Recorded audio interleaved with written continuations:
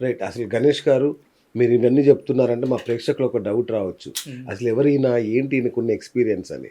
So మీరేంటి మీ experience ఏంటో ఒకసారి చెప్పండి? అంటే 22 ఇయర్స్ అయిందండి యెస్. మార్కెట్‌లోకొచ్చి. వండర్‌ఫుల్.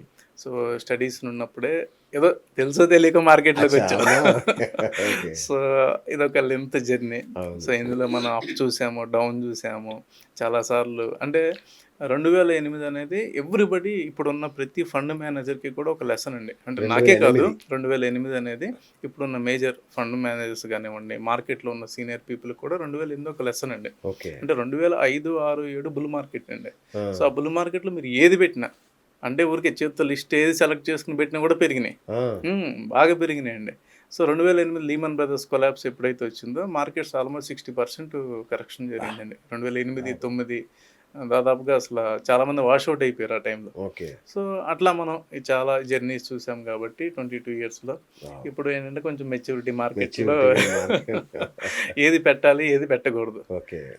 ఏది అంటే మనకు అన్ని ఆపర్చునిటీస్‌లా కనిపిస్తాయండి. అవును. కానీ అన్నిటిని మనం అటెంప్ట్ చేయకూడదు. కరెక్ట్. అట్లా. అంటే హ్మ్. ఏది గ్లోరీ పిక్చర్, ఏది కాదు. కరెక్ట్. ఇవి మీరు చేసిన అతి పెద్ద తప్పేంటండి? అంటే దాని నుంచి మేమేమైనా నేర్చుకోవచ్చా అని? అంటే మీరు స్టాక్ మార్కెట్‌లో. మీరు రీసెంట్ విషయం చెప్తానండి. అంటే ట్రేడింగ్ చెప్తాను. అట్లా ఇన్వెస్ట్‌మెంట్ యాహ్! గురించి కూడా ప్లీజ్. చెప్తా. ప్లీజ్. రీసెంట్‌గా నేను ఒకటి మిస్టేక్ ఏంటంటే అంటే మీరు ఇన్వెస్ట్‌మెంట్ అన్నారు ఇందాక అవును. కదా! అవును. అవును. మీరు డబ్బులొస్తాయా అన్నారు కదా! అవును. సో, నేనేం చేశా అంటే 2017, 18, 19 మా అమ్మాయి పెద్దమ్మాయి ఆ! అప్పటికి మైనరే తను. ఓకే.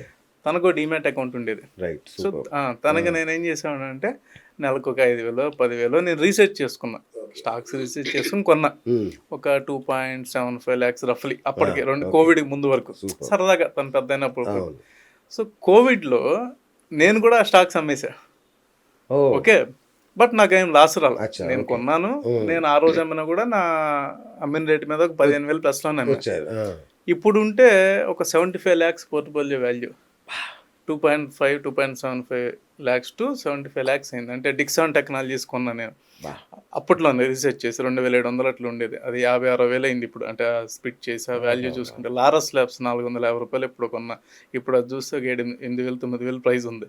సో, అట్లా ప్రతీదీ కూడా మల్టీ బ్యాగర్ అయిందండి. అంటే నేను అంటే అనుకుని కొనలా. అదే కదా! నేను రీసెర్చ్ చేసుకున్నా, ఫండమెంటల్‌గా కొన్నారు. యాహ్! బావుందనుకున్నా, తీసుకున్నా. అలా నేను ఒక 12, 13 స్టాకులు తీసుకున్నా. ఒకవేళ అది ఆ రోజు అది అమ్మకపోయి ఉంటే బావుండేది. ఇవాళ మీరు హైటెక్స్‌లో మీ అమ్మాయి పెళ్ళికి ఫుల్ అంటే పార్టీ తన ఇచ్చేవాళ్ళు. చదువు అంటే ఊరికే 75 లాక్స్‌తో అంటే పార్టీ సెక్యూర్డ్ ఇచ్చేవాళ్ళు. కదండీ. అంటే ఒక ఎగ్జాక్ట్‌లీ. ఒక అవును. సెక్యూర్డ్ తనకు పోర్ట్‌ఫోలియో బిల్డ్ అంతే గదా! అయిపోయేది. వండర్‌ఫుల్. సో, అట్లా మనం ఏంటంటే అండి మంచి స్టాక్స్ అనేది పానిక్ అవ్వకూడదు. అది ఓకే. ఒక లెసన్. అంటే ఓకే. ఆ టైంలో. కరెక్ట్. బట్ ఆ కరెక్ట్. 2.5 లక్షలు నాకు రిక్వైర్మెంట్ కూడా కాదు. కరెక్ట్. ఊరికే కాకపోతే అమ్మేశారు. ఏదో మార్కెట్ పడుతుందన్న ఎందుకు అంటే సరే కోవిడ్‌లో ఎందుకు చూద్దాంలే మళ్ళీ అనుకున్నారు. చూద్దాంలే అని అమ్మేయండి. ఓకే. సో, అది రీసెంట్ టైమ్‌లో నేను చేసిన మిస్టేక్ అండి.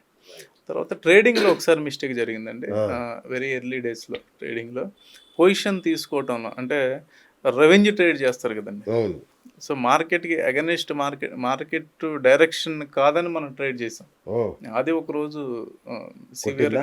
సివియర్‌గా ఇంపాక్ట్ అయింది. Okay. Then then we learn risk ఏం అసెస్‌మెంట్. ఆలోచించి చేశారు మరట్లా? అంటే మనము ఫ్యూచర్స్ చేసేవాళ్ళం అండి అప్పుడు. ఓహ్! ఫ్యూచర్స్ అండ్ అచ్చా! ఆప్షన్స్ అప్పుడే చేసేవాళ్ళం. అప్పుడే చేసేవాళ్ళం. సో, అతి ఆ పెద్ద టై గ్యాంబ్లింగ్ గదా అది. ఓహ్ సో, మై గాడ్! అంటే ఆ! అప్పుడు వేరు యాహ్! కదండీ. తెలీదు గదా! అవును. ఆ! ఆ టైంలో ఏంటంటే స్పీడ్ ఉంటాం. కరెక్ట్. సో, 2007, 2008 ఆ టైం ఆ! అంటే ఏముందండి. సో, అప్పుడేమైందంటే ఫ్యూచర్స్ మనం పొజిషన్స్ పడుతున్న కొద్దీ మనం యావరేజ్ చేస్తా ఎళ్ళాం. ఆ! కానీ బాటమ్ ఎవరు పట్టుకోగలరండి? ఎక్కడి అంతేగా. వరకు పట్టుకుంటాం? కరెక్ట్. ఎంతవరకు మనం చేయగలం మనం? అవును. చేయలేం గదా! సో, అక్కడ లాస్ బుక్ చేయాల్సొచ్చిందండి. అంటే హ్మ్. వేరే ఒక స్టేజ్ తర్వాత ఇంక మనం ఆపలేమండి. ఓకే. పొజిషన్స్ ఇంకా కట్ డౌన్ చేసేయాలి. ఇన్ఫెక్షన్ ఎక్కడో చోట కట్ డౌన్ చేయాలి. అంతే కదా! అవును. షుగరొచ్చింది ఏళ్ళు దిగిపోతే కాలు మరి పోద్ది. కాలు పోతది. అవును. సో, ఎక్కడో చోట మనం కట్ డౌన్ చేయాలి కాబట్టి అది కొంచెం సింగిల్ డే. హ్మ్. సింగిల్ డేలో మనం కొంచెం హ్యూజ్ అమౌంట్ లాస్ బుక్ చేసాం. ఓహ్! దెన్ అక్కడ మనం నేర్చుకున్నాం. ఇది రైట్. కాదు. సో, హెడ్జింగ్ అనేది ఎప్పుడు ఇంపార్టెంట్ అనేది అక్కడ హ్మ్. ప్రాక్టికల్‌గా అప్పుడు చూసామండి. ఓకే. సో, ట్రేడింగ్‌లో అక్కడ ఒకసారి, దెబ్బతిన్నారు. ఇన్వెస్ట్‌మెంట్‌లో రీసెంట్‌గా ఇదొకటి. రైట్. స్టాప్ లాస్ అనేది ఒకటుంటుంది గదా! దాన్నెట్లా అవునండి. వాడాలి? దానివల్ల ఉపయోగం ఉంటుందా? డెఫినెట్‌గానండి. ఆ! అంటే స్టాప్ లాస్ అనేది ఎనీ స్టాక్ అండి. అంటే ఇప్పుడు స్టాక్ పెరుగుతుంది. స్టాక్ మళ్ళీ కరెక్షన్ జరగొచ్చు. అవును. స్టాక్ పెరిగిందండి. రూ. 100 స్టాక్ 400 అయింది. అవును. ఓకే. స్టాక్ మళ్ళీ కరెక్షన్ జరుగుతుంది. జరిగినప్పుడు ఎక్కడో చోట మనం స్టాప్ లాస్ పెట్టుకోవాలి. పెట్టుకోవాలి. పెట్టుకోకపోతే ఆ స్టాక్ ఎక్కడికైనా రావచ్చు. అవును. యాస్ లాంగ్ యాస్ మీకు ఫినాన్షియల్స్ బాగున్నంత వరకు పర్వాలేదు. అవును. ఫినాన్షియల్స్ వీక్ అవుతున్నాయి. అంటే ఈపీఎస్ అంతే డౌన్ గదా! అవుతుంది. అవును. ఆ! లేకపోతే ఎర్నింగ్స్ డౌన్ అవుతున్నాయి. ఓకే. అలాంటప్పుడు డెఫినెట్గా మనం ఎక్కడో స్టాప్ లాస్ పెట్టుకోవాలండి. స్టాప్ లాస్ అంటే ఇక్కడ ఒకటి ఉందండి, ₹100 షేరు అంటే మనం ఇనీషియల్గా కొన్నాం, అవును. పెరిగినప్పుడు మన 400 అయింది అనుకోండి, లేకపోతే 300 అయింది. స్టాప్ లాస్ అంటే 75 అనుకుంటారు, ఆ, 300 నుండి స్టాప్ లాస్ పెట్టుకోవాలండి. అచ్చా అచ్చా, ఓకే. మీరు 25% స్టాప్ లాస్ అనుకున్నారు అనుకోండి, ఎందుకు పెట్టుకుంటామండి స్టాప్ లాస్? క్యాపిటల్ ప్రొటెక్ట్ చేసుకోవడానికి.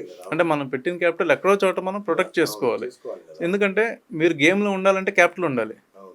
మీకు గేమ్లో ఉంటే సపోజ్ 10 డబ్బులు ఉండాలి కదా. ఇప్పుడు ఇప్పుడు మీరు ఒక ₹1,00,00,000 పెట్టారండి, అవును. 10 లక్షలు మీ స్టాప్ లాస్. ఏదో మీరు ఒక స్టాక్ కొంటున్నారు, 10 లక్షలు స్టాప్ లాస్, 10 లక్షలు కూడా పోయినాయి, 90 మిగులుతాయి. మళ్ళీ ఫెయిల్ అయ్యారు, 80 మిగులుతాయి. మళ్ళీ ఫెయిల్ అయ్యారు, 70 మిగులుతాయి. అట్లీస్ట్ 50కి వచ్చారు, మీరు విన్ అయ్యారు 100%. Again you go back to your capital. Correct. అసలు మీరు క్యాపిటలే పోగొట్టారు అనుకోండి, గేమ్లోనే ఉంటారు కదా, గేమ్లోనే ఇంకా గేమ్లో ఉంటారు కదా మీరు, మళ్ళీ ఎప్పుడు తీసుకోవాలి క్యాపిటల్? ఇంత మంచి ఆప్షన్ ఉండగా కూడా 90% మంది ఎందుకు ఫెయిల్ అవుతున్నారు? అంటే అదే అండి, వాళ్ళు ఏమనుకుంటారంటే వాళ్ళు అనుకున్నట్టు మార్కెట్లు బిహేవ్ చేస్తాయి అనుకుంటారండి. అదే తప్పు. మనం అనుకున్నట్టు మార్కెట్లు బిహేవ్ చేయండి. First of all stock markets are irrational. Correct. ఇది మనం గుర్తుపెట్టుకోవాలండి. మన రేషనల్, మన థాట్ ప్రకారం బిహేవ్ చేయవు. అవి ఎలా బిహేవ్ చేస్తున్నాయో మనం దాని తగ్గట్టు ఇన్లైన్ అవ్వాలండి. ఇది మంచి అది తెలుసుకోవాలండి ఫస్ట్. అది ట్రేడర్ అయినా తెలుసుకోవాలి, ఒక స్టాక్లో పెట్టేవాళ్ళని తెలుసుకోవాలి. చాలా మంది ఏంటంటే స్టాక్ను లవ్ చేస్తారు, దాన్ని బాగా రీసెర్చ్ చేసి మైండ్లోకి ఎక్కించేసుకుని ఇంకా దాన్ని కొంటా ఉంటారు, పడినప్పుడల్లా కొంటా ఉంటారు. ఫస్ట్ ఆఫ్ ఆల్ ఆ స్టాక్ను లవ్ చేయడం మానేయాలి. ఏ స్టాక్ కూడా ఈరోజు పర్మనెంట్ కదండి, టెక్నాలజీ ఇంత స్పీడ్గా చేంజ్ అవుతుంది. నెంబర్స్ బాగున్నాయా స్టాక్లో ఉంటాం, నెంబర్స్ బాగాలేదా స్టాక్ నుండి ఎగ్జిట్ అయిపోతాం. అవసరం ఇక్కడ మెయిన్ ప్రాబ్లం ఎక్కడ వస్తుంది అంటేనండి, పీపుల్ ప్రాఫిట్ని ఎలా తీసుకుంటారు అంటే, ఇప్పుడు మీకు ఒక 20% ప్రాఫిట్ వచ్చింది, లాస్ని కూడా మీరు అలాగే తీసుకోగలగాలి. అలా తీసుకోలేకపోతే స్టాక్ మార్కెట్లో మీరు సర్వే అవ్వలేరు. So nobody knows. ఇప్పుడు మీరు ఒక 5 స్టాకులు కొంటారు, 2 స్టాకులు ఫెయిల్ అవ్వచ్చు, బట్ మీరు ఎక్కడ కట్ డౌన్ చేయాలి ఆ ఫెయిల్యూర్ని? 10%లోనా, 20%లోనా, 50%లోనా? ఓకే. అది కట్ డౌన్ చేయడం తెలియకపోతే ఫెయిల్ అవుతారండి. రైట్. నిఫ్టీ 50లో పెట్టుకుంటే సేఫేనా? నిఫ్టీ 50 అనేది ఏంటంటేనండి, నిఫ్టీ 50 అనేది 50 స్టాక్స్ అవి రొటేట్ అవుతాయండి. పెర్ఫార్మెన్స్ బాగోపోతే 50లోనే తీసేస్తారు, తీసేస్తారా? తీసేసి మళ్ళీ పెర్ఫార్మెన్స్ ఉన్న స్టాకులు యాడ్ అవుతాయి. ఓకే. సో మనం నిఫ్టీ 50 చూసుకుంటే యావరేజ్ మీద మనకు ఒక 25 ఇయర్స్ డేటా తీసుకుంటే, రఫ్లీ 30 ఇయర్స్ డేటా తీసుకుంటే 13% వచ్చిందండి. So even 13% is good. ఎందుకంటే మనకు సేవింగ్స్ వాళ్ళు 7%కి వచ్చేసింది. 7%. ఒకప్పుడు ఎఫ్డీస్ 14% ఉండేవి కాబట్టి ఎవరు స్టాక్ మార్కెట్లోకి వచ్చేవాళ్ళు కదండి. ఇప్పుడు ఎఫ్డీస్ మెల్లగా మీకు 6.5, 7కి వచ్చేసింది కాబట్టి ఆల్టర్నేట్ ఏంటి? సో ఆల్టర్నేట్ అనేది mutual funds or Nifty index fund. Nifty ఇండెక్స్లోకి వెళ్ళొచ్చు. నిఫ్టీ ఇండెక్స్ అనేది సేఫ్ అండి, మనకేమీ తెలియదు, ఎక్కువ టైం లేదు, ఓకే, ఎక్కువ రీసెర్చ్ చేయలేను, అలాంటి వాళ్ళకి నిఫ్టీ 50 బెటర్. ఎందుకంటే మీకు నిఫ్టీ 50 వల్ల బెనిఫిట్ ఏంటంటే, మీకు స్పెసిఫిక్ స్టాక్ పెర్ఫామ్ చేయకపోయినా కూడా ప్రాబ్లం ఉండదు. ఇప్పుడు మీరు ఇనీషియల్గా మీరు నిఫ్టీ స్టార్టింగ్ నుండి తీసుకుంటే 20 స్టాక్లేనండి, ఇప్పుడు వరకు ఉన్న 20 నిఫ్టీ 50లో పెర్ఫార్మెన్స్ చేసుకుంటా 20 ఎంత రఫ్లీ ఒక 20 ఉంటే అంతే. ఎందుకంటే కొత్త స్టాకులు వస్తుంటాయి పెర్ఫామ్ ఇప్పుడు అనిల్ అంబానీ స్టాక్స్ ఉన్నాయి మనకి, అప్పుడు నిఫ్టీ 50లో ఉండేవి, అవి పెర్ఫార్మెన్స్ పూర్వంగానే 50లో వెళ్ళిపోతే కొత్త స్టాకులు యాడ్ అవుతాయి. In that way Nifty 50 is safe. ఎందుకంటే మీకు అక్కడ ఆ ఫిల్టరింగ్ జరుగుతుంది కాబట్టి. అంటే నాకు ఈ స్టాండర్డ్ రేట్ని వస్తే చాలు అనుకుంటే నిఫ్టీ 50 ఈజ్ ఆల్వేస్ బెస్ట్ అండి. సో డబ్బులు పోగొట్టుకోవద్దు అనుకుంటే అది బెస్ట్. సో ఇప్పుడు మార్కెట్ అంటే నిఫ్టీ జీరో అవుతుంది కదండి, అదే ఎప్పటికీ అవ్వదు అది. నిఫ్టీ జీరో అయితే ఇంకా అంటే కాదండి, ఇవాళ 50లో ఉన్న ఉదాహరణకు చెప్తున్నా, 50లో ఉండే 50 కంపెనీస్ మీద నేను పెట్టేస్తా. కాదండి, నిఫ్టీ 50 వేరు, 50లో ఉండే కంపెనీస్ వేరండి. అచ్చా. నిఫ్టీ 50 అనేది మీకు ఇండెక్స్, ఒక బాస్కెట్. అది బాస్కెట్ అండి. బాస్కెట్ కూడా మీరు ETF కొనుక్కోవచ్చు. ఓకే, అది సేఫ్. నిఫ్టీ 50 స్టాక్స్ అనేది మీకు తెలియదు, ఆ 50లో రేపొద్దున 10 ఫెయిల్ అవ్వచ్చు, కొత్త 10 రావచ్చు, అలా వెళ్ళకూడదండి. అలా చూసుకుంటే అదేనండి. ఇప్పుడు ఫస్ట్ లిస్ట్ అయిన నుండి చూసుకుంటే చాలా కంపెనీలు నిఫ్టీ 50లో ఉండి వెళ్ళిపోయినాయండి. ఒకప్పుడు 2008లో టాప్ పెర్ఫార్మర్స్ ఉన్నాయి. టాప్ పెర్ఫార్మర్స్ కాలంలో అసలు కొన్ని డీలిస్ట్ అయిపోయినాయి, కొన్ని పెన్నీ స్టాక్లు అయిపోయినాయి. ఇప్పుడు అనిల్ అంబానీ 8 కంపెనీలు ఏమైనాయండి.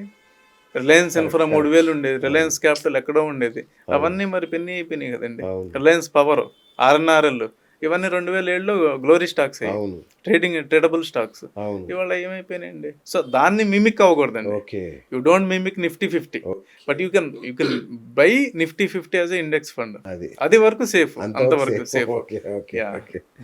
చాలా పెద్ద డౌట్ ఉండేది. ఇప్పుడు మార్కెట్ చాలా హైలో ఉంది కదా, సో ఈ టైంలో స్టాక్స్ కొనడం మంచిదేనా, లేదా కరెక్షన్ వచ్చే వరకు ఆగాల? కరెక్షన్ వస్తుందా? కరెక్షన్ అంటే ఇక్కడ ఇక్కడ దీన్ని రెండు విధాలుగా చూడాలండి. ప్లీజ్. వాల్యూ స్టాక్స్ కొనుక్కోవటం అంటే వేరండి. Hmm. అంటే వాల్యూ స్టాక్స్ ఒక మంచి ప్రైస్కి వచ్చింది. ఓకే. స్టాక్ మార్కెట్లో స్టాక్ ఎంత ముఖ్యమో మీరు ఏ రేట్లో కొంటున్నారు అనేది కూడా ముఖ్యమండి. ఓకే. అంతే కదండి. సపోజ్ మీరు ఈరోజు 900లో కొన్నారు ఒక స్టాక్, కంపెనీ మంచిదే, ఓకే, ఏ గ్రూప్ కంపెనీ నిఫ్టీ 50లో ఉంది. 900లో కొన్నాక మార్కెట్ పడి మళ్ళీ సంవత్సరానికి 900కి వచ్చింది. మీరు ఈ సంవత్సరంలో ఏం సాధించినట్టు? సున్నా సాధించినట్టు. అంతేగా. అవును. అంతేగా. ఓకే, లేదు ఈరోజు 900లో కొన్నారు, 3 ఇయర్స్ తర్వాత 900 వచ్చింది. స్టాక్ మంచిదే, డబ్బులు పోలా, బట్ 3 ఇయర్స్ మీరు ఆగలరా?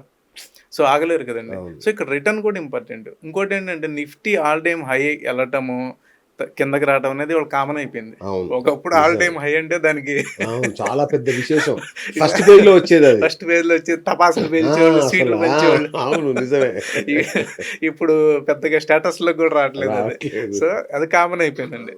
కాకపోతే ఏంటంటే మనం నిఫ్టీ 50 ఇలా ఆల్ టైమ్ హై అవుతున్నప్పుడు స్పెసిఫిక్ స్టాక్స్లో ఉండాలండి. ఓకే. అంటే ఏ సెక్టార్ పర్టికులర్గా ఇప్పుడు బూమింగ్లో ఉంది, ఏ సెక్టార్లో మనకి వాల్యుయేషన్ కనపడుతుంది. ఒకటి మంచి స్టాక్స్ మంచి ప్రైస్కి వచ్చింది, ఓకే. అవి పట్టుకోవచ్చు, నెంబర్ 1 ఇక్కడ. ఓకే. లేదా మంచి గ్రోత్ ఉన్న స్టాక్స్ని పట్టుకోవచ్చు. ఓకే. ఆ గ్రోత్ ఉన్న స్టాక్స్ ఎలాగో మీకు మార్కెట్ పడినా కూడా వాటి పెర్ఫార్మెన్స్ ఏం తగ్గదు కదా. అవును. సో అవును. అట్లా ఈ రెండు విధాలుగా మనం దాన్ని